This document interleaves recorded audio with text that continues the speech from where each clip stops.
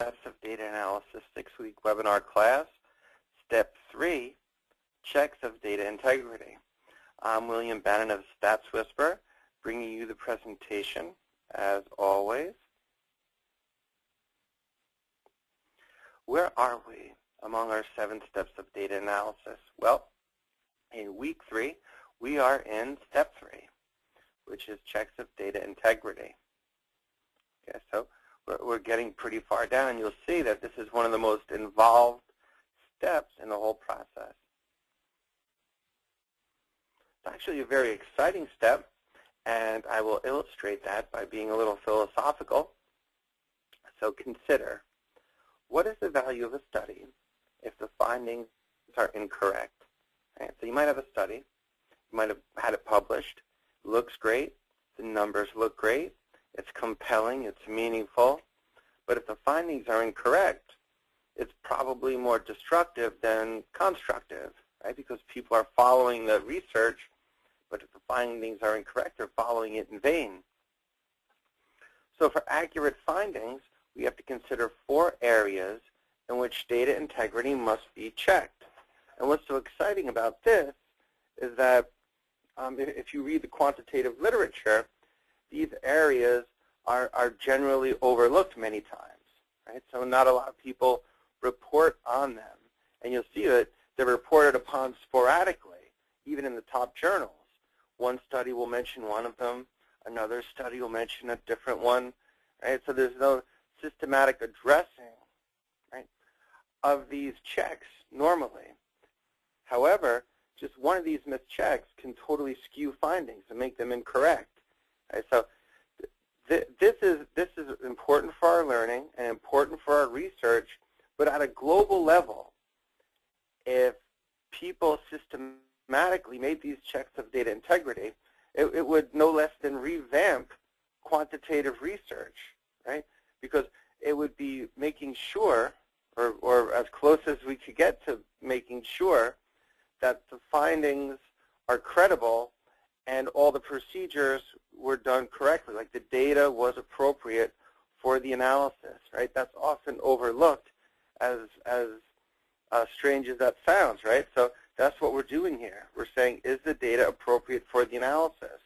Because you can see in the book, I had a football coach who used to say, you can't make chicken salad out of chicken feathers, which isn't exactly what he said, but it's to the point, right? You can't start with the wrong ingredient and get the right product or dish, right? But within the quantitative literature, that's not addressed. So that's what we're doing here. That's why it's so exciting, right? This is a step forward for us, but also for the entire field of quantitative research, it's a huge step forward. So yeah, so it's exciting, all right? So the 4 areas, right? So first, we have to check statistical power. 2, check our test assumptions. 3, assess missing data. And 4, examine the quality of our measurement tools. So as we said, and like I said, this bears repeating and repeating and repeating. But in any quantitative study, what we're doing is building a case that illustrates why our research is sound and credible, right? So we're saying, you know, we took step A, we took step B, we took step C, and us and the readers of our research will be saying, that's the right step. Oh, you have to do that. Oh, they did do this, they did do that.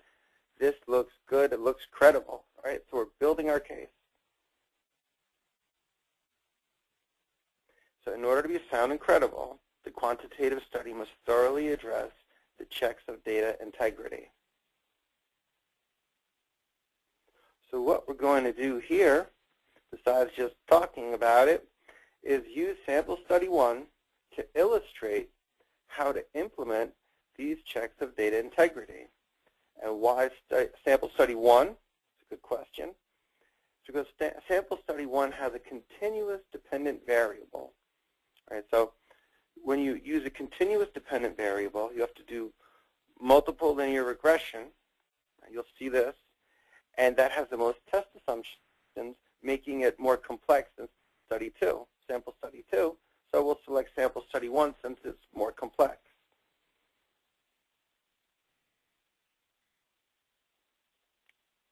Right? So the checks of data integrity apply to sample study 1. Our research question: are people who live with dogs happier than people that live with cats? And again, what's important here is not the topic, right? It's the structure of this variable. It's a dichotomous predictor, right? So it's yes, no. Could be any dichotomous predictor. Could be intervention A versus intervention B. It could be life or death, right? So it doesn't have to be dog or cat. It could be all these other very important factors. It's the structure of the variable. Right? Okay.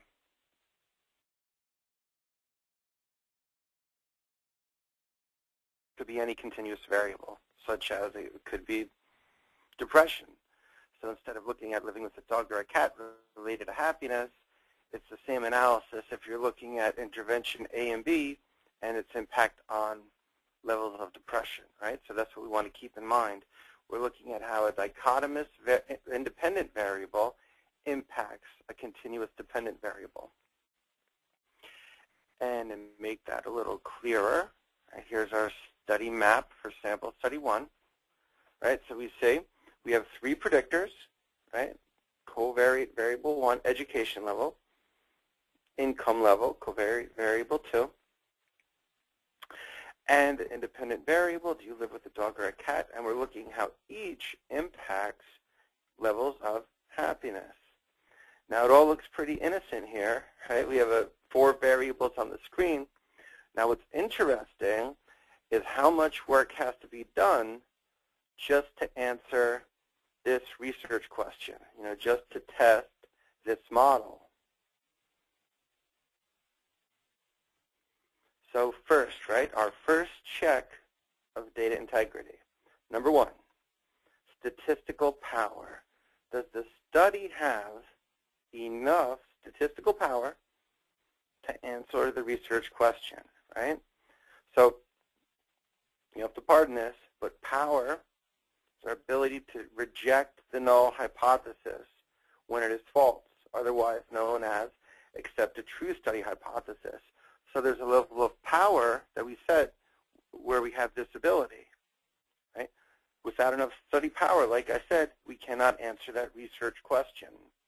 So there's a lot of studies out there that may have a conclusion, but may not have enough statistical power to have answered the research question. So the conclusion is actually less credible. Right? So you may be saying statistical power what? So let's put it in more human terms here. So suppose I was doing a study, and I was telling you about the study. And the study is people who eat fruit are more likely to be happy. So it's happy, yes, no, are you happy? And eating fruit, right? So you say to me, well, just how many people do you have in this study?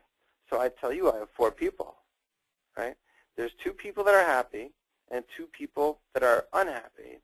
Now, both of the happy people eat fruit, and one of the unhappy people eats fruit and the other doesn't. So I say, since everyone who ate the fruit is happy, right, being happy is significantly related to eating fruit. So you say to me, but I don't think 4 people is enough for you to base that conclusion upon, right? So it's not so credible with 4 people, you tell me. So then I say, well, what if I increase the sample size to 4,000? Then I have 2,000 happy people and 2,000 unhappy people. And then of the 2,000 who eat fruit, they're all happy. And of the 2,000 unhappy people, half don't eat fruit. And then you say, wait a minute. Now, that might be more credible with 4,000 people, but I don't think you need to go and survey 4,000 people to answer this research question. So then the problem becomes 4 is too little, 4,000 is too large. Just how many people do I need, right? The power analysis will tell. So we are directed to do a power analysis.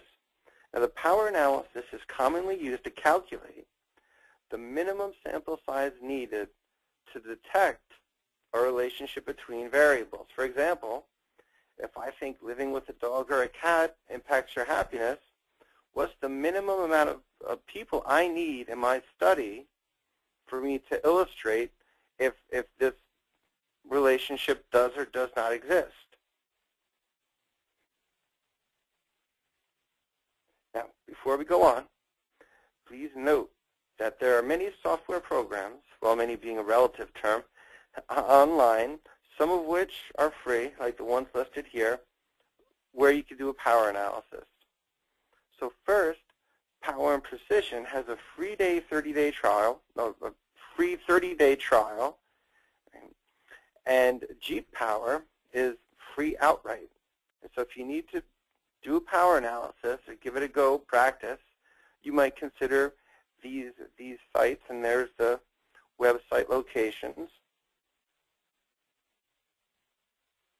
Now, power analysis, the term itself might sound alienating. You know, you might say that sounds like one of those complicated statistical things that you need like 3 PhDs to do. But no, but we could break it down into a dish of 4 ingredients. Okay, so we're going to break it on down and make it practical and applicable to our lives. Okay, so the 4 ingredients are statistical power, which we mentioned, so that's set, so we have to set statistical power, the level of probability, that should sound familiar, like our p-values that we discussed in the first presentation. We have to select an effect size, and that will give us the sample size. So specifically, if we set numbers 1 through 3, 4 will be revealed. So we're going to set power 1, set probability 2, select an effect size, and the sample size needed will be revealed to us. Right? So again, this is conceptual, but conceptually it's not that bad so far. So 1, statistical power. So power, right, the power to reject the null hypothesis when it's false. So power is set at least at 0.80. Sometimes it's set higher at 0.90 under certain circumstances, but at least 0.80. That's kind of a standard. Probability is set at 0.05 usually, or maybe a little or lower, but 0.05, just like our p-values. Right? So level of probability 0.05. So if you ask Linda Richmond from Coffee Talk, right, she'll say that ingredients 1 and 2 are no big whoop, right? They're typical standards where power could be at 0.80 and the probability can be at 0.05. Now next, we need to select our effect size. Now you might recall that effect size was also mentioned as one of the need-to-know concepts, right, in the first presentation. So what we're saying is, you know, does living with a dog or a cat have a small effect on your happiness, a medium effect on your happiness, or a large effect on your happiness, right? So that's the relationship we're looking for. Now, if we believe one of those exists, we might set the small, medium, and large effect as such. However, the default is to use a minimum effect size, right? So a large effect size might be used if you only care if there's a large effect, right? So if you don't care if there's a medium or small effect, you only care if there's a large effect. Maybe you have a little money in your budget, so you need to use like something that's really impactful, you know, on your outcome. So you just care if there's a large effect, or you might care if there's a small effect. But if you have no reason to believe that there's a small or large, typically medium is used. So it's more exploratory many times. So we're going to use medium. So our 1 and 3 are going to be power at 80%, probability at 0.05, and a medium effect size.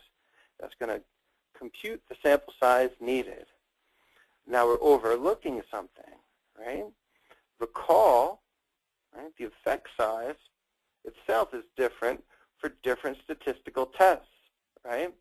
So the power analysis, too, is specific to different statistical tests. So we not only have to set these things, but we need to consider what tests we're using, okay?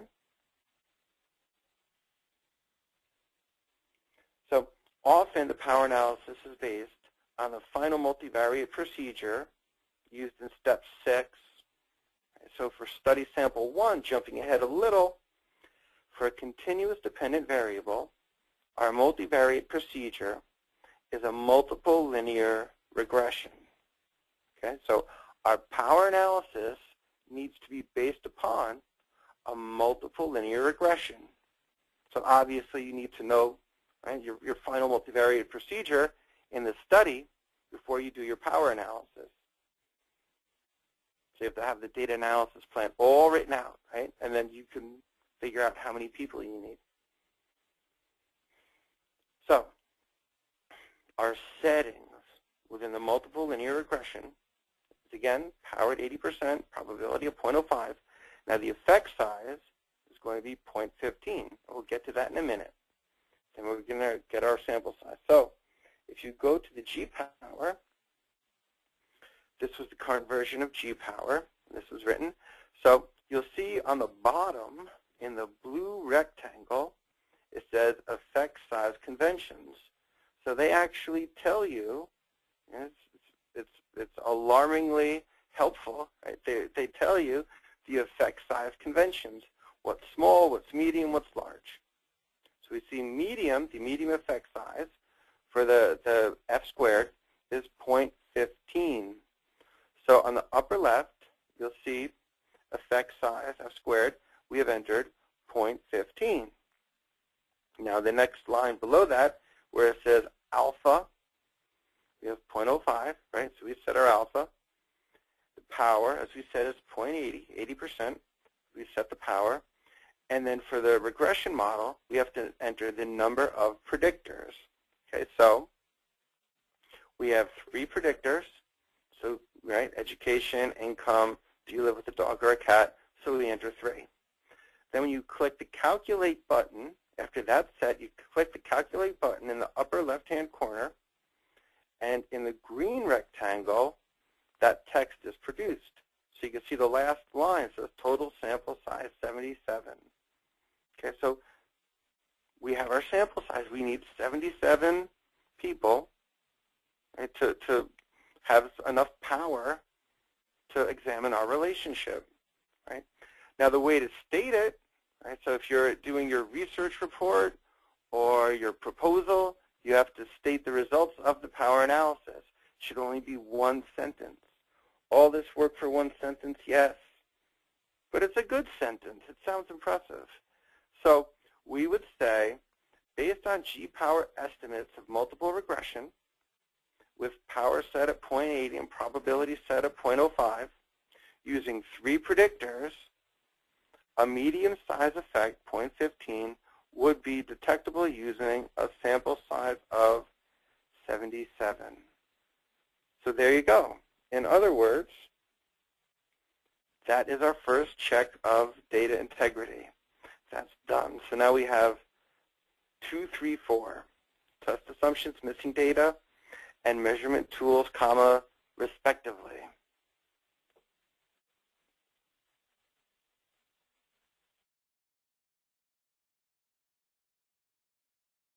Two, test assumptions.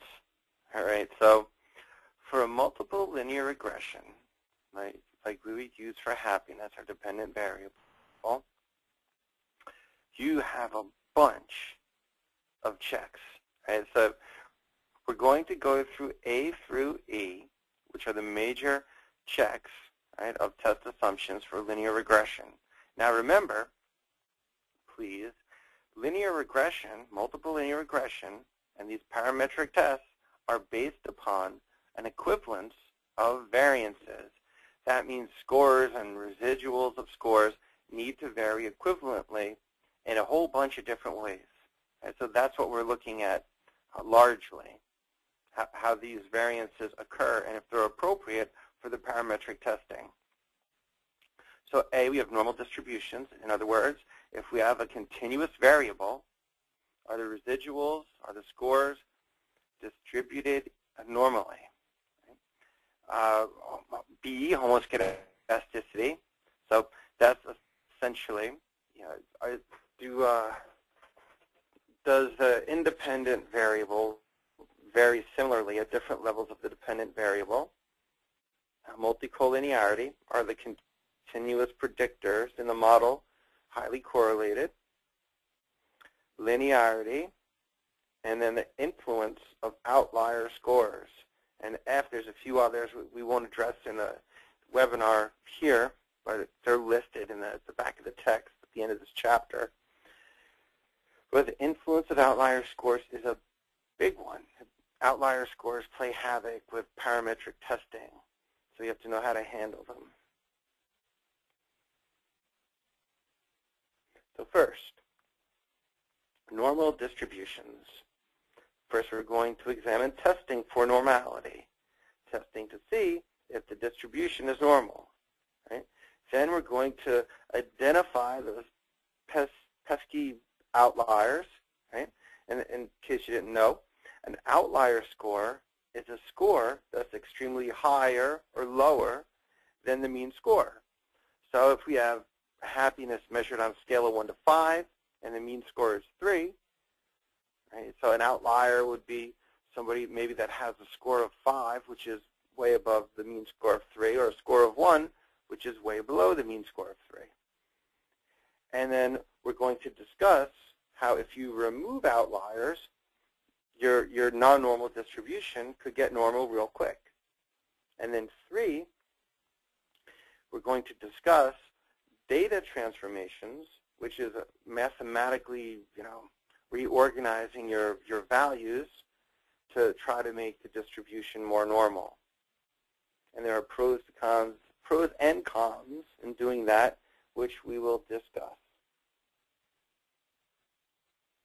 All right, testing normality.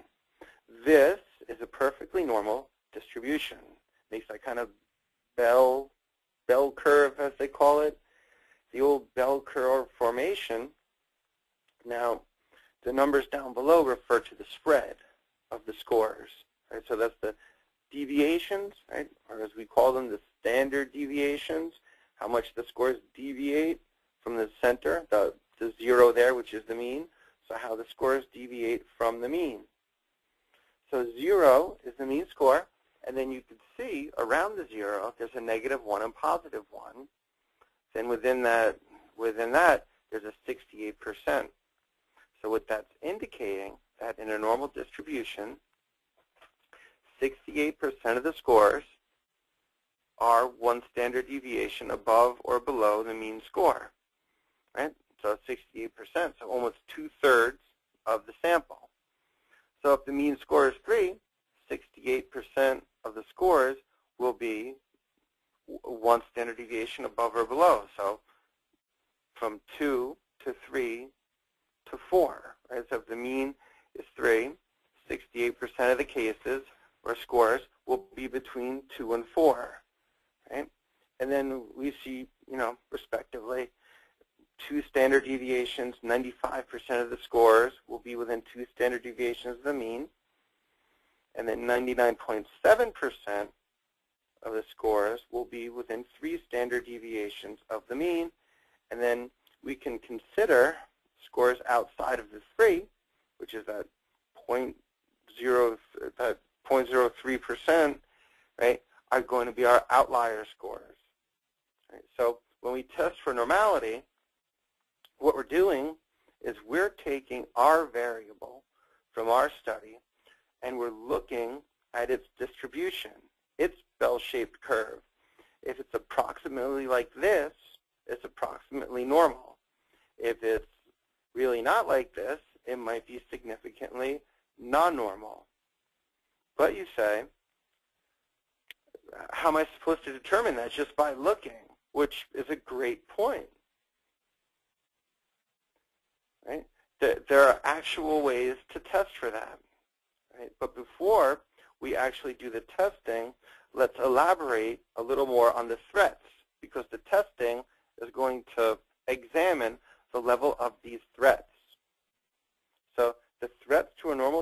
distribution are poor skewness and kurtosis. And what are those? Okay, the skewness refers to the peak, right? As you saw with the bell-shaped curve, the peak is supposed to be in the center. Now the skew occurs when the peak is not in the center, but it's favoring one side or the other. And so a negative skew is when the peak is slanted to the right, and a positive skew is when the peak is slanted to the left. Okay, so that's the first threat to the normal distribution, is when the peak is off. Now the kurtosis refers to the spread of the scores. Right? So not how they are in the center, the central tendency of the peak and the skew, but more of, pardon me, but more of how the scores go, from the peak down to the sides. And the sides are referred to as the tails of the distribution. So the left side, the right side is the left tail, the right tail. Okay. So in this image, you'll see that A is good kurtosis. Right? So we have a peak, and the tails are full. Right? So there's scores in the tails, but the peak is in the center, and it's risen. Right? So that's the bell shape. Now you'll see B makes more of a semicircle. Right? So what that's saying is there's no peak. So then you have to say, well, where are the scores that should be in the peak? Right? Well, the scores that should be in the peak are in the tails. Right? So you can see the tails, they're like inflated. They're too full. Right? So the scores have gone to the tails, making it non-normal. And then C is the opposite extreme, where there's too many scores in the peak, making the peak really high, but then you see that the tails are actually thin. So the scores that should be in the tails are actually in the peak. So that's the spread, right? That's the other threat to the normal distribution. Now, if we're going to quantitatively test whether these threats are significant, right, because it could be a little skew or a little kurtosis, which isn't that bad, so where's the line you draw between not that bad and significantly a problem? Well, you could do the Kalimagov Smirnov test and Shapiro-Wilk test. They're commonly used, but, and this is a very important note, they're very sensitive to sample size. So they're very quick to say, oh, there's significant problems, with this normal distribution, and that's important, because if there are significant problems, you have to do a bunch of things to address that. Right? So what's important to know is not only these tests, but also alternatives to these tests that might be more appropriate with a smaller sample if you have a smaller sample. Right? These are best with large samples, as it says. So here's our path in SPSS, right? Analyze descriptive statistics, explore. Then you put in your variable. We might use income, since it's a continuous predictor. And then within that dialog box, under plots, you check normality plots with tests. Then continue and OK, or paste if you're taking the paste option. So for income, what this tells us is, now remember, the p-value for inferential testing, 0.05 is significant, or less. 0.05 or less is statistically significant. And while that might be desirable in inferential testing, when it comes to these tests, 0.05 or below means you have a significant problem, as in the distributions are significantly non-normal. Right? So you can see both tests have indicated that income is significantly non-normal in its distribution. So the next thing you might consider is a test that might be more appropriate to a smaller sample. Like we have a sample of 100, which is a smaller sample. So you might define normality in a different manner besides those two tests. You might define normality, or normal distribution, if the skewness or kurtosis is less than two, maybe 3 times the standard error of each. Right? So this is a good rule that you could apply to various size samples. So here's our path. We just go to, in SPSS, we go to Analyze Descriptive Statistics Frequencies. We put income in the right-hand column, and under Statistics, check skewness and kurtosis. It's all in the book. Continue and OK. Right? And what comes out in the input, the output, are these values in the upper center. So we see that for income, the variable income, the skewness is 0.568, and the standard error of the skewness is 0.241. So what do we do with that?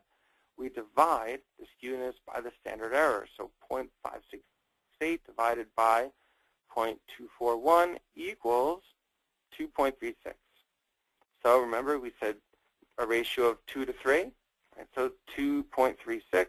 So the skewness is approximately normal, which means the center peak is approximately normal in the center. Now the kurtosis, that's a bit of a different story, right? So what we see here is the kurtosis is 3.386, and the standard error is 0.478. And if you divide 3.386 by 0.478, we get a ratio of 7.08. So it's way above 2 to 3 times that ratio. So it's significantly non-normal. So the first thing we might want to do when we see a significantly non-normal is investigate, right? What's causing the troubles, with our distribution? So here, you can go back to your descriptive statistics and run frequencies again, but this time under charts. Go under charts, check histogram, and check show normal curve on the histogram, then our continue and OK. So you'll see here that there are outliers, right? Scores way outside the mean, right? So you can see that the little black line in the bottom there, that sort of the curve, that's what a normal distribution, a normally distributed, range of scores would look like for this variable. And anything outside it is impacting the normality. So you could see the big thing impacting it is there are scores in the right tail and the left tail that are way above the distribution, right? So that's why our kurtosis is kind of nutty, right? Because the spread is kind of nutty. Like, did you see the empty spots under the curve? That's where those scores should be, but they're not there. They're way out in the tails. So that's what we have to address now. Those are outliers. They're way away from the mean, and they're way, at the end of the tail. Those are outlier scores. So now what we have to do, based on our investigation, is identify the outlier scores. Who are they? Where are they located, right? Then we can remove the outliers and then retest again and see if the distribution is approximately normal without these problematic high and low scores.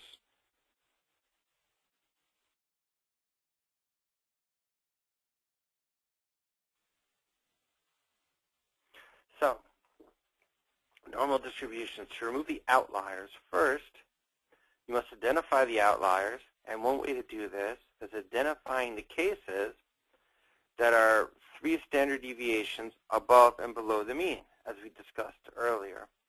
You can also use the stem and leaf plot, available in SPSS, but I prefer doing it manually with the 3 standard deviations. Usually, the same cases are identified as outliers by either method. So here we go. 3 standard deviations above and below the mean. So first, we have to calculate the mean of standard deviation. So the path to do this in SPSS again, as we did before, is analyze descriptive and frequencies, and we enter income in the right-hand column. But this time under statistics, we would check mean standard deviation, then continue and OK. And what we get is this. Right, so we have income, we have our statistics box, so valid 100, all 100 people had values. And the mean, say if we were looking at income in thousands, would be 43.25, which might mean 43,250 is the mean income, and the standard deviation is 1.94. And also in the frequencies, you get the frequency table, which lists the number of occurrences. So one person makes 37,000, 21 people make 41,000.